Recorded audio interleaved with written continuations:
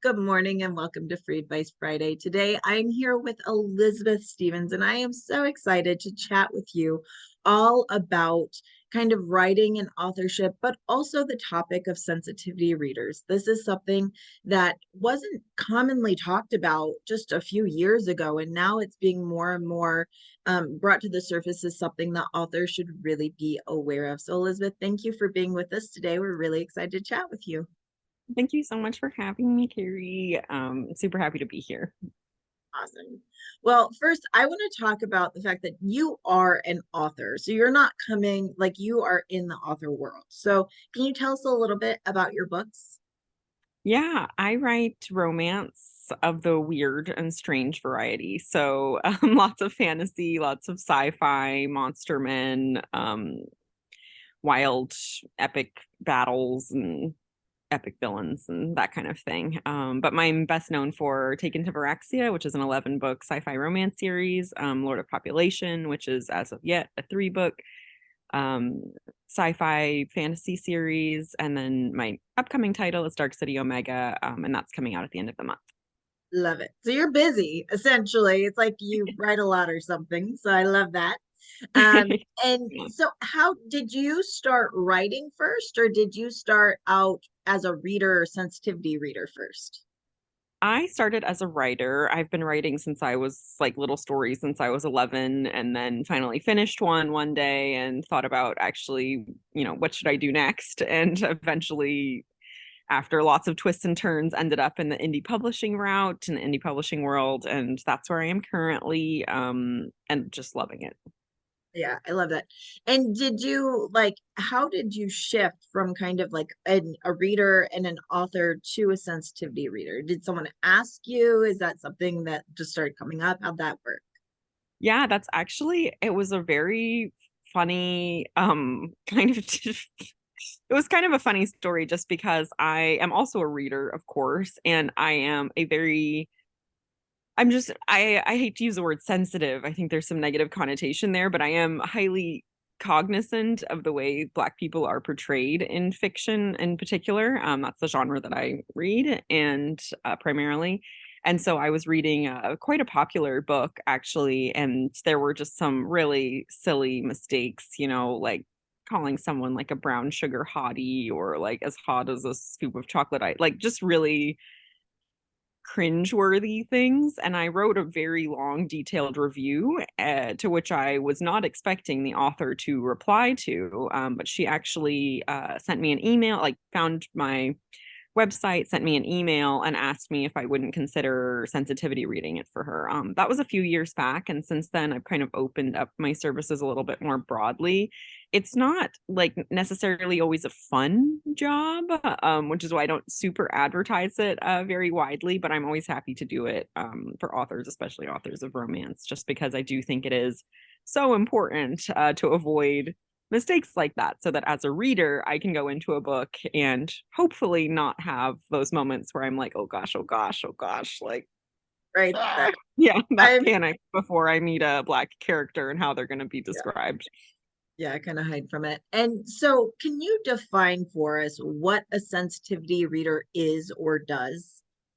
Sure. So a sensitivity reader, they also call us cultural consultants, is basically someone who will step into the lens of the I hate also phrasing here is going to be tough, but the lowest common denominator reader. So trying to be the person who might be most reactive or most sensitive to the portrayal of their race in a story by an author who is doesn't look like them. And so you're putting yourself in that position and you're reading the story from front to back as this person and then highlighting ways in which authors could either improve the story or flagging things that the author maybe didn't get correct or are just awkward to try to create a more seamless reading experience for the readers who share a resemblance to the character that they're sensitivity reading for. Sure. And I can imagine that could in some ways be tough because even if someone is I mean, obviously if someone's reaching out to you, they care. They want to do Yeah. better, but that doesn't mean that they start better. And I know there are so many times we just put our foot in our mouth out of ignorance, and so I'm sure that's tough. Do you find that it's hard to address those issues? Like, is it emotionally taxing on you to read through and work on those types of books? Yes, it is a lot. It's actually, I put it this way, sometimes sensitivity reading a book, if I'm charging $500 for that read, $5,000 wouldn't have been enough to force me to read that book.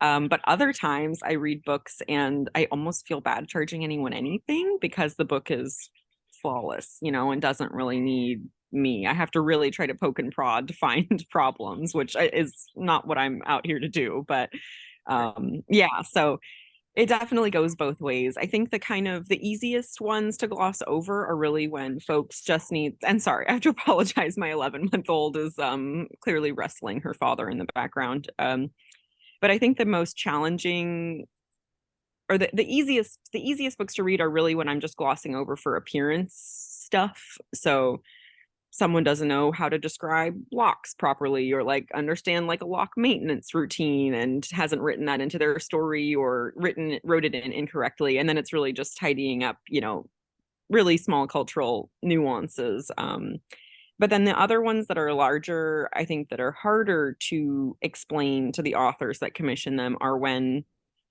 um are when folks have kind of taken a kind of a systemic problem that only faces one race. In this case, I'm talking about Black and mixed Black characters.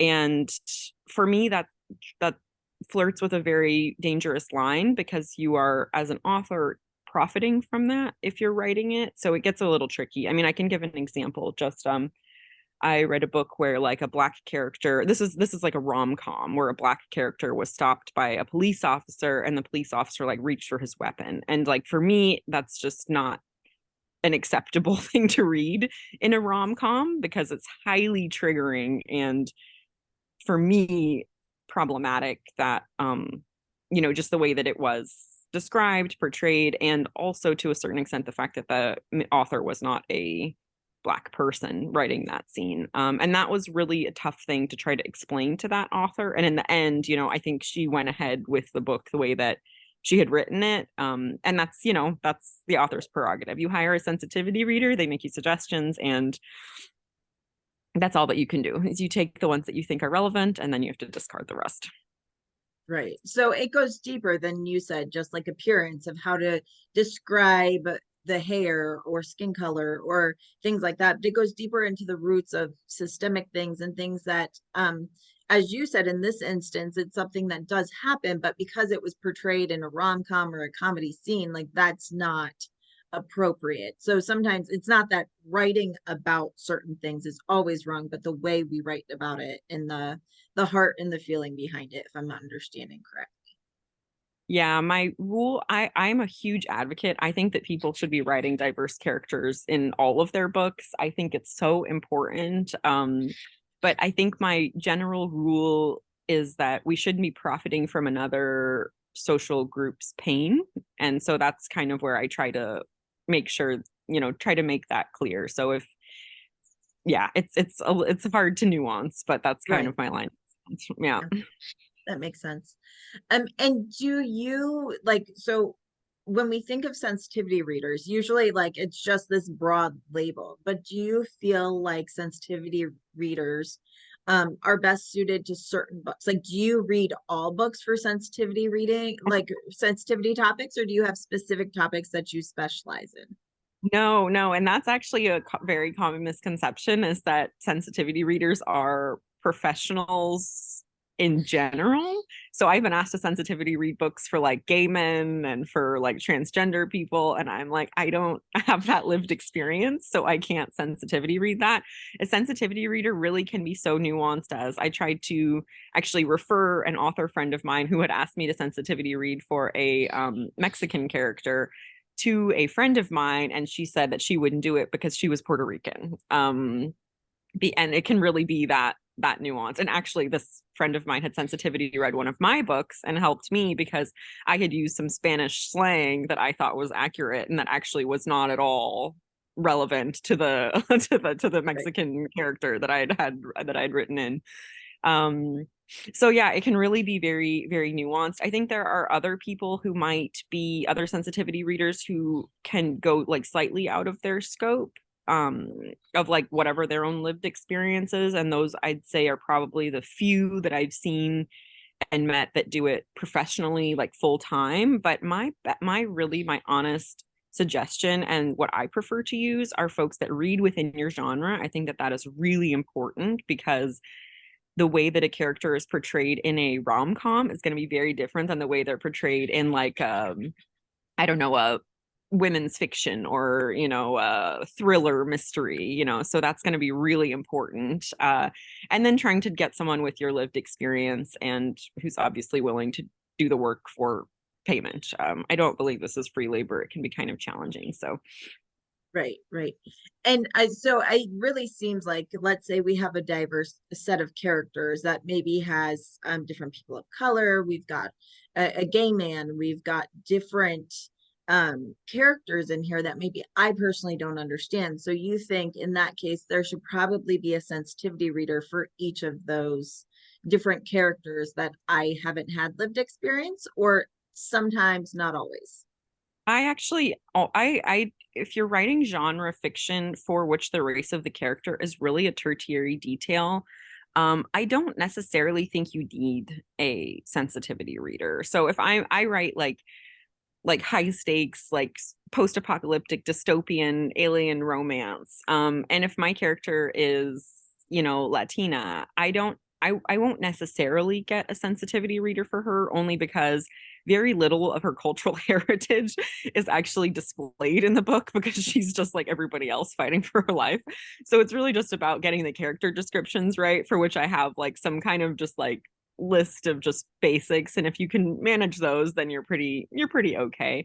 But for example, I in the same series plan on writing as my next character a woman who's half Chinese, half black, and she speaks Mandarin. So I will in this case deploy a sensitivity reader, mainly also because I just want to make sure that the little bits of Mandarin I use are not just made up language. So my kind of rule is that if you have a principal character in a book for which, or a prominent secondary character in a book for which their race and cultural heritage is a feature of the story, then you definitely need a sensitivity reader. Beyond that, it's really personal comfort level. Okay.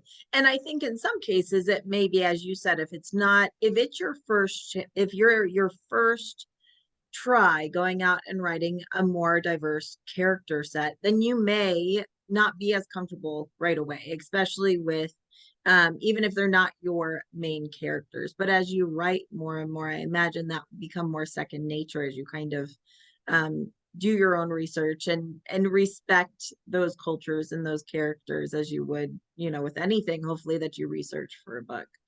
Um, Mm-hmm. with sensitivity reading, how do you find is obviously communication's important, but how do you find the communication in the sense that like these topics are very sometimes uncomfortable for people. Sometimes they're uncomfortable for you to read. Sometimes as someone who maybe is not in that lived experience, it's uncomfortable to talk about, sometimes either because you just don't know or because you're afraid of saying the wrong thing. So do you have any tips for open communication or things that you've found that are especially hard to communicate? Do you mean with like between me and the author that I'm sensitivity Yes. reading? Yeah. I have like a pretty funny, like thorough stoplight system that I use. So I'll take the book, and then what I return is not just like an annotated manuscript. I think that that leaves out it misses a lot of context for authors, and I like to be really thorough in my explanation. So I have like a red section where it's like, okay, this is, you can't use brown sugar hottie to describe a black person. It's just not okay. And then I have stuff that's like awkward, like a black woman jumps into a swimming pool and then doesn't do anything with her hair after. And I'm like, okay, this is not a big deal, but as a black person, you know that this isn't right. And then I have like a green section where I'm like, okay, well, actually, maybe there are some areas here where you could actually even add more detail to make it more authentic. And within each of those, I try to explain like really as detailed as I can. I could have like one little comment about like the way a woman's braids were written, and then I leave like two paragraphs of like braid maintenance, or the kind of hair used to make braids, just so people really understand like what it is that I'm talking about and can make that decision. Okay, well, maybe she doesn't need to have braids, maybe she can have locks or a short natural hairstyle or something else, their own, whether or not they want to include that at all. So that's kind of where I how I operate. I'm a little bit hesitant when I offer follow-ups to that, because sometimes, and it's only happened once where I have like a negative experience, basically, where like an author came back to me and was like, oh, well, I have like Black friends that said this was okay. And it's that whole like, oh, well, I have a Black friend who says it's okay. It's not really like, it's the author's choice whether or not they want to incorporate that feedback. And also within this context, I'm like, yes, but your friend probably like, or maybe isn't necessarily like a romantic comedy reader. Maybe they don't, it didn't understand the full context. Anyways, this was kind of argument that I had with this author, back and forth. And so it wasn't particularly pleasant. So I hesitate when I offer follow-ups, but particularly with those kinds of folks who do reach out for sensitivity reading, a lot of them are just generally very kind. And so if they have questions, they do so in a way that's very respectful. And like, I've had a lot of really positive experiences working with folks. So not too many negative ones yet. And hopefully that trend continues. Yeah, hopefully.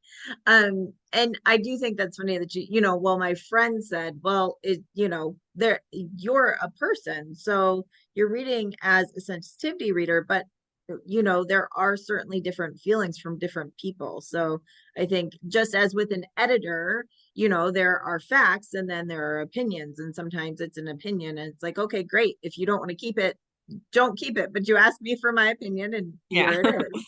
exactly. Yeah. Oh, also, I'm looking in the chat now. I'm not sure if we're moving on to chat questions, but it's one of my favorite ones. Hop on it. I love it. Yeah, Walt said, how do you approach sensitivity reading in a historical context versus contemporary context? And I think this is a really important one, only because I am asked to sensitivity read historical romances relatively often, and I won't do it. So for me, oops, sorry, we seem to be losing the battle inside my house. But for me, a historical context requires somebody who's familiar with history. And I am not a historian. I don't know what happened yesterday, let alone 200 years ago.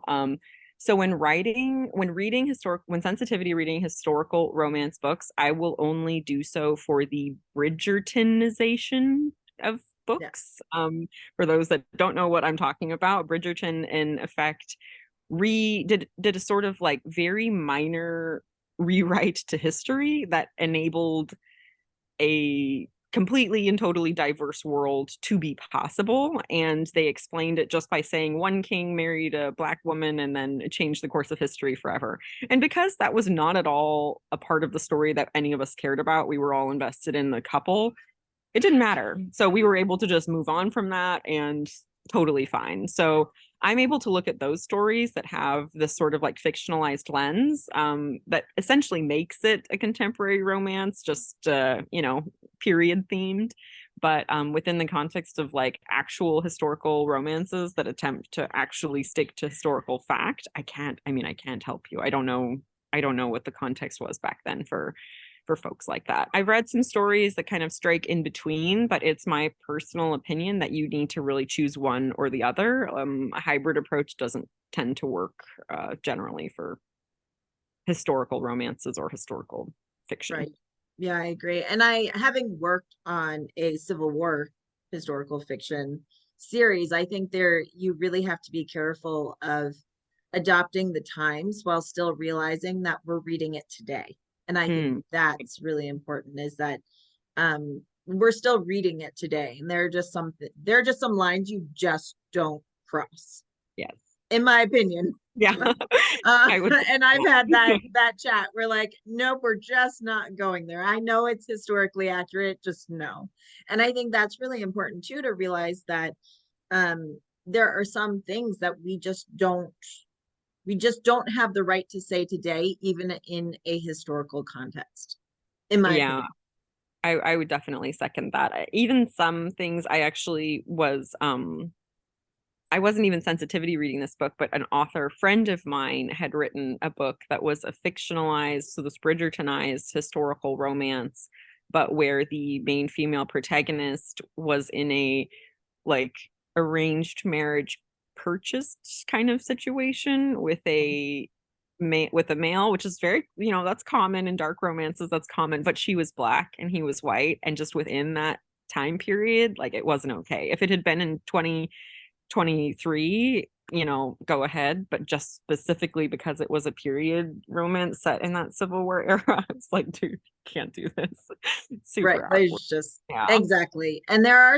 and again, it's just one of those things where sometimes, and that's why I think people always want general advice. So, well, can't you just tell me what I can and can't say? But context has so much to do with it. And I think that's why a sensitivity reader is so valuable.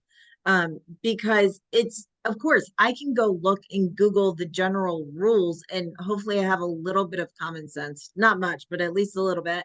But context is really important, because what maybe find, if you just give me one line and say, is this okay to say?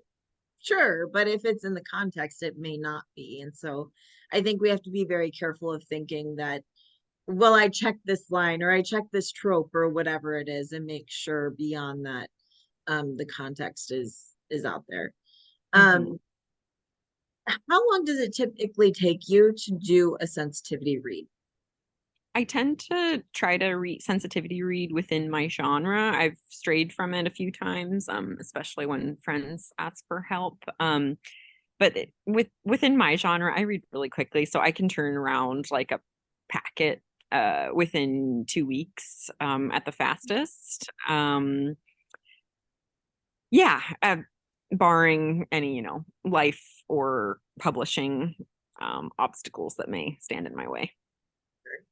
Have you ever had a project that you had to stop and just say no? No, I have finished every project that I've started, even if I hadn't wanted to. Good for you. I imagine that can be hard sometimes. Yeah, I can imagine it would be hard. Now for you, you said that you really specialize in certain areas. So for you personally, what areas do you specialize in for sensitivity reads?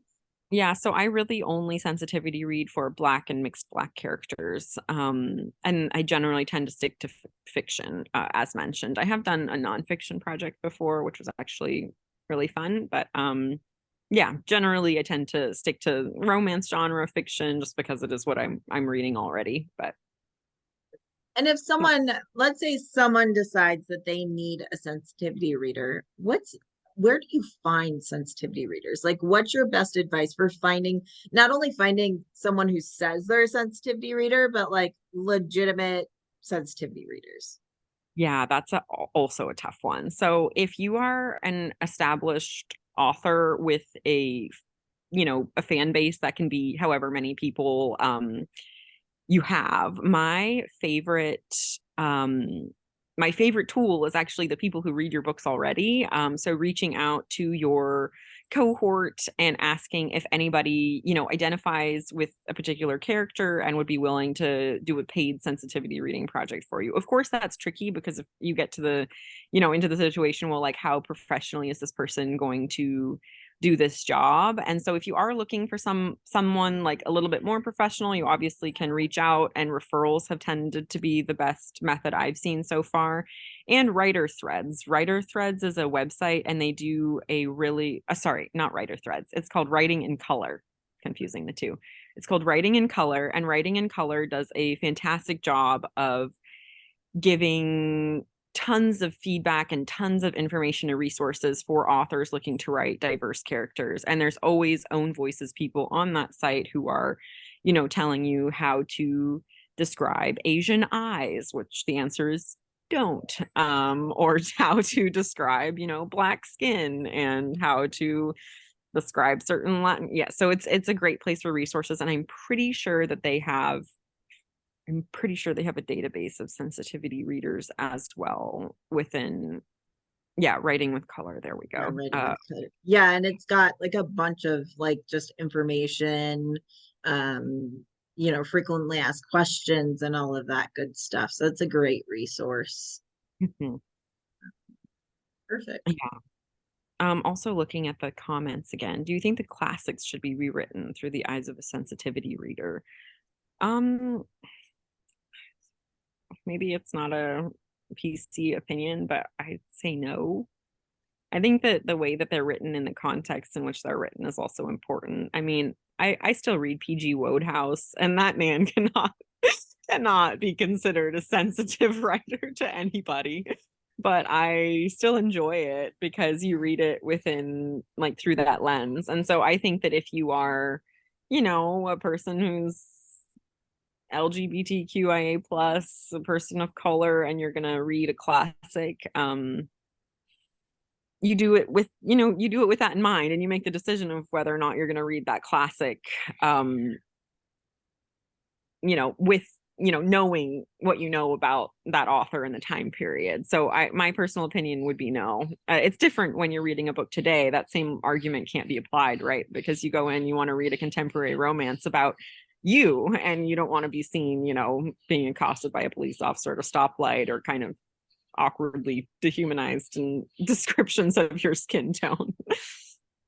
Right. And I, as a parent standpoint, because this is kind of something that's very trending, we're seeing it in the news where books are being rewritten, certain words are being taken out, and things like that. And I understand it, but also I will say, as a parent, sometimes with kids who are a little bit older, um, there have been some classics that I didn't remember. I mean, true, I probably read them when I was 12, but I didn't remember how terrible they were because as a child, I think I was just less aware in some ways. And then my daughter will come and say, Mom, there's a really bad word in this book. And I think it's just interesting to see how um, maybe something that in my childhood wouldn't have been so aware. It is a really beautiful thing to see that in my daughter and my Yeah. son and in their childhood they are aware. So in some ways I think that those things do show us how far we've come.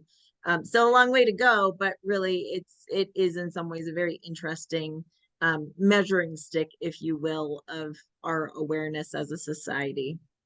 Yeah, I think that's a good point too. Also, even just speaking of children's books, I would maybe actually have to modify my previous answer a little bit when it comes to kids' books. I don't think that kids should be reading anything that's going to make them feel less than or uncomfortable or othered. So like, yeah, if like a classic children's book is doing something weird with Asian people, East Asian people, then like we need to cut that out. Like there shouldn't be like a Chinese kid sitting there being like, what's this person doing? That's not nice.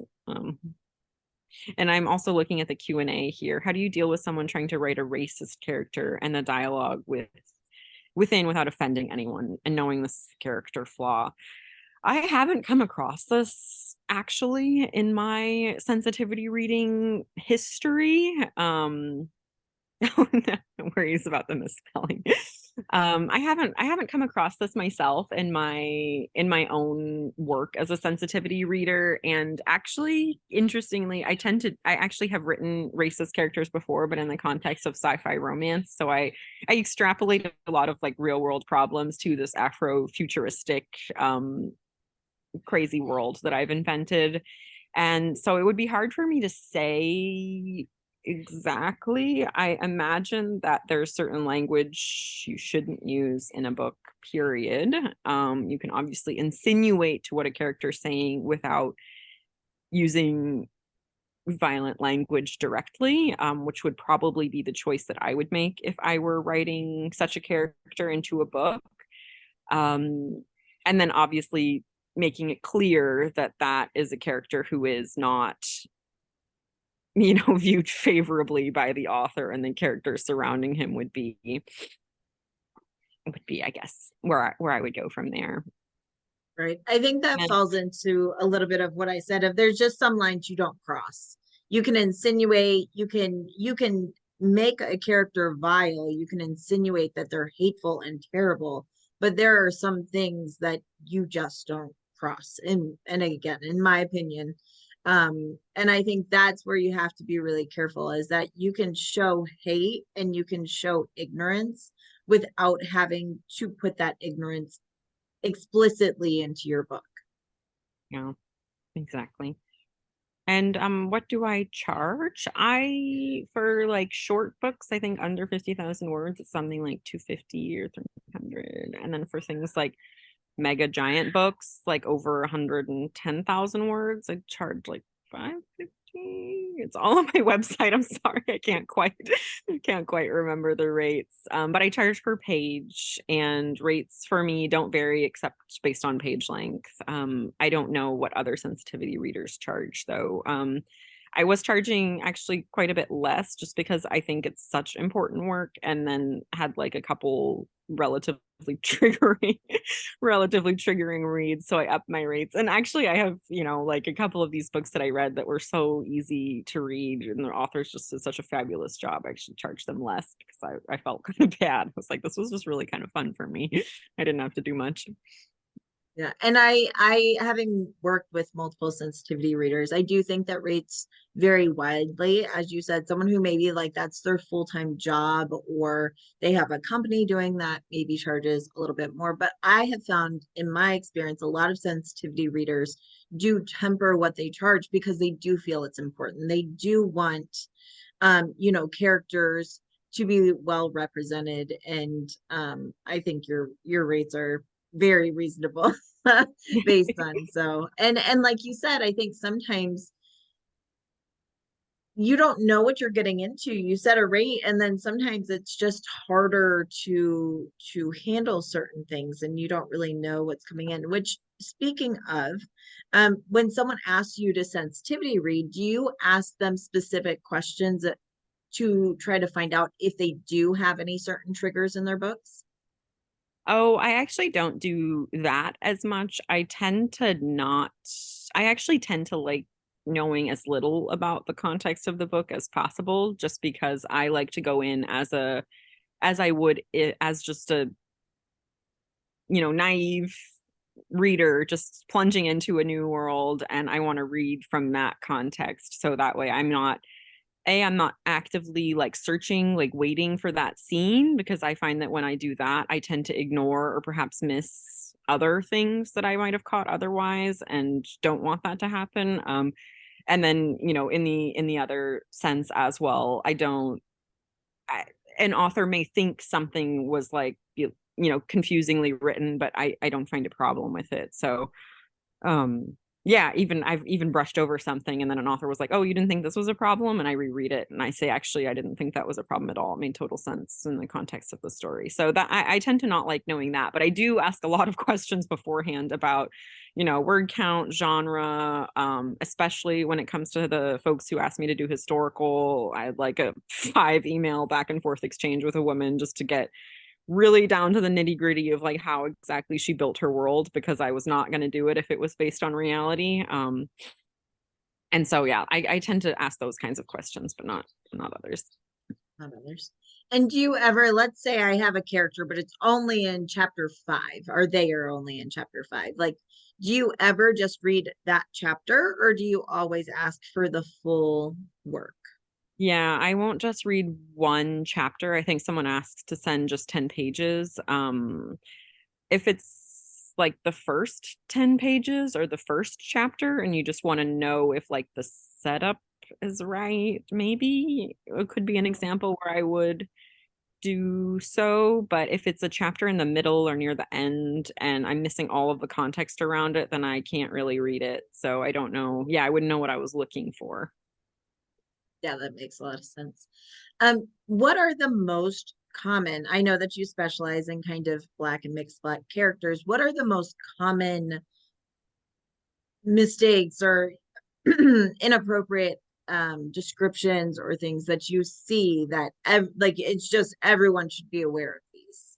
Yes. So that's, yeah, my general tips that I give people that I actually think are great. But it's the kind of number one is that white is not the baseline. So when you are, it actually goes both ways. So when you are writing a book, I find that people only tend to describe the race of a character when they're not white. And this is really weird. It's very uncomfortable and it's very strange. So it is really strange to, have like a room full of people and then the one black guy walks in and then suddenly he's described from head to toe. So if you're going to describe the race of the characters, then you need to do so for everybody, at least to a certain extent. And in a lot of cases, you don't really need to describe the race of a character. However, on the flip side of this coin, there is a trend in romance in particular where folks tend not to like to describe the female character in particular because they want, every person to be able to fill her shoes, or they just lack descriptions overall across maybe their entire book for the way characters look. And if you are reading this because we've all been trained to believe that white is the baseline,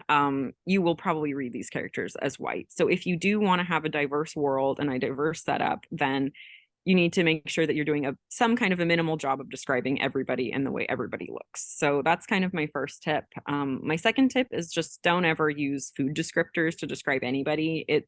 Eyes, go for it. You can have chocolate brown eyes, caramel colored eyes, but don't describe somebody's skin as, those things. Don't ever use like an almond to describe the shape of a East Asian person's eyes. No food. And then because I do black folks, hair is a really tricky one. And I find that just using terms like frizzy and nappy, unless you're very confident about the way that they work, don't use either of those. This one's highly contentious, but I tend to advise people to use locks, LOCS, instead of dreadlocks. There is a faction of the Black community that believes that the term dreadlocks is actually offensive because it connotates dread and something to be feared. So use the word locks just to avoid that. And then my kind of final, I think I have a couple more that I can send through afterwards, but my kind of final tip is that, yeah, there we go.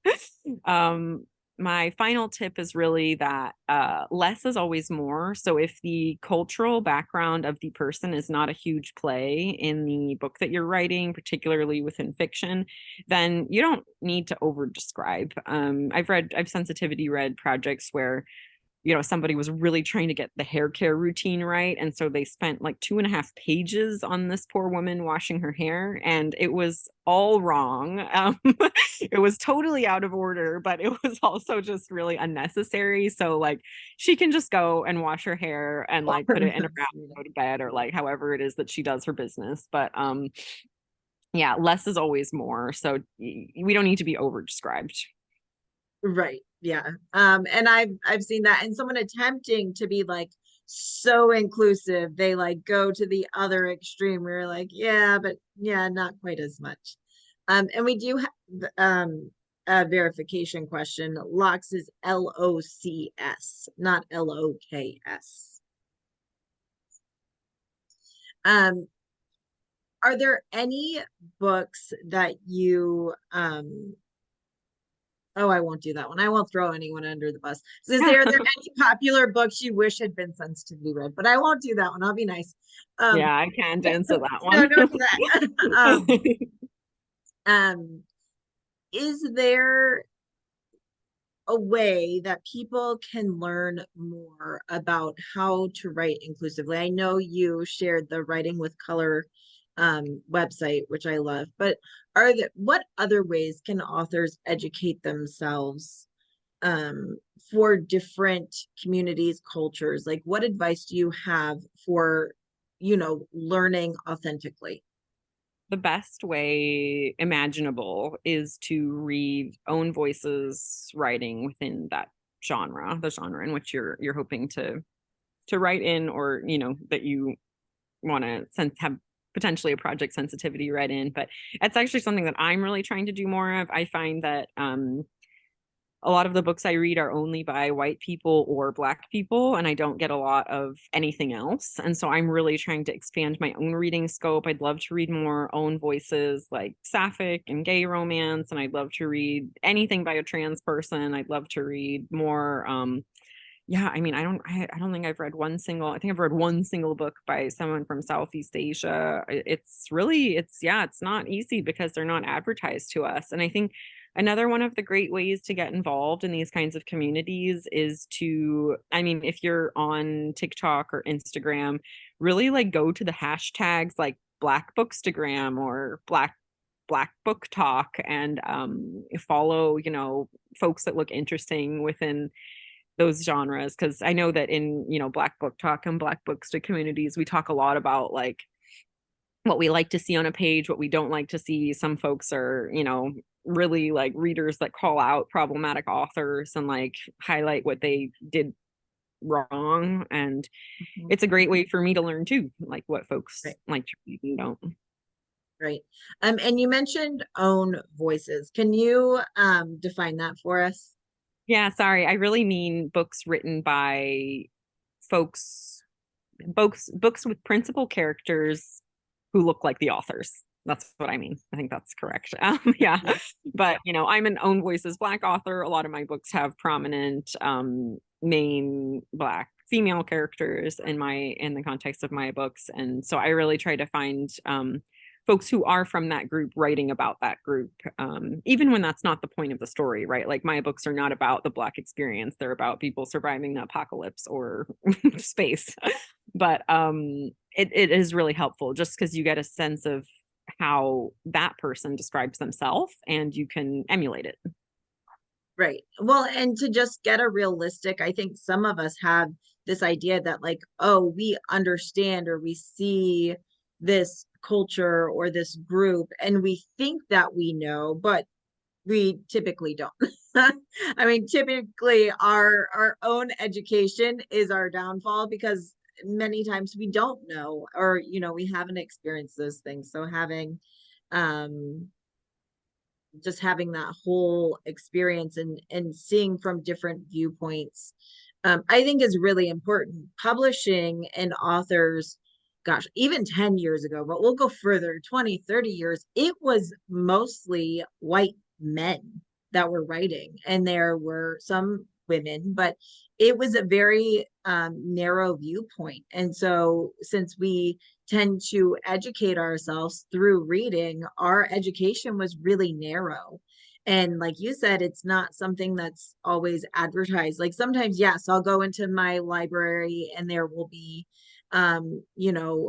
books by Black authors or books by Latina authors or different things like that, but not always. Like sometimes you really have to be intentional about finding those books and not only supporting those authors, but expanding your education in a authentic way. And that takes reading. I think you should always be reading in your genre anyway to know what's trending and what's doing well, but to really think outside of your box and kind of look. We live here because that's all we can see, and looking outside of that takes intention. And I think that's probably one of the biggest things is we really have to be intentional about expanding our horizons in our learning. Absolutely. And I know you asked me earlier what if I could call out any books I wish had been sensitivity read, but I would actually like to call out like all really popular books, at least in the romance genre. I'm really finding a huge lack of diversity. I read like a book that had 200,000 reviews or something, and I don't think there was one person of color in that entire book. It was really shocking to me that like in this, small town romance, there wasn't one single person who wasn't white. And, we need more folks writing, taking that chance and willing to try to write somebody who doesn't look like them, even as, passive characters, as side characters. It's nice to see. I think you nailed it when you said taking that chance, because so many authors, I think, are afraid to write outside of themselves because they're afraid of doing it wrong, or they're afraid of really of doing it wrong and people calling them out on it. And that is where sensitivity readers do come in, because that is how you write outside of yourself. And then you get safe feedback. It's making sure that you are getting that feedback, but in a safe way. Like, I think that's really, really a good point that if you're not stepping outside of yourself, you're the problem, kind of thing. And that's a hard one for authors. I think that's a hard one to kind of realize and to embrace, because we don't want to write other people's experience, as you said in the beginning, kind of talking about writing other people's pain or different things like that. But also we do have to take that chance a little bit for progress and um, to be better. And that doesn't come without chance, and that doesn't come without uncomfortable conversations. And I mean, you're going to put your foot in your mouth. I can guarantee that if you're writing about a group outside of yourself, you are going to at some point say something that someone's going to call you out on, and you're going to be like, oh my gosh, I can't believe I did that. But that's how you learn. Do you have any tips for when someone does get called out, whether it be in private with a sensitivity reader or in public in a review? Do you have any tips for how to learn and how to digest and apply any feedback that we might get? Yeah, I mean, I think if you are called out, then it's important to address it publicly. So just acknowledge that you have done something. I mean, there's going to be people that have problems with things in general, and so you really have to use your own judgment. So like, is this person making a legitimate, valid criticism? If the answer is no, then you do with that what you do with all bad reviews. If the answer is maybe, then definitely like elicit a second opinion. This could be from a sensitivity reader, or even more casually, just like asking friends or people that in the online community, like, is this particular thing, is this really a problem? Or if you were aware that this could be a problem and somebody calls you out on it, then to obviously make that change immediately.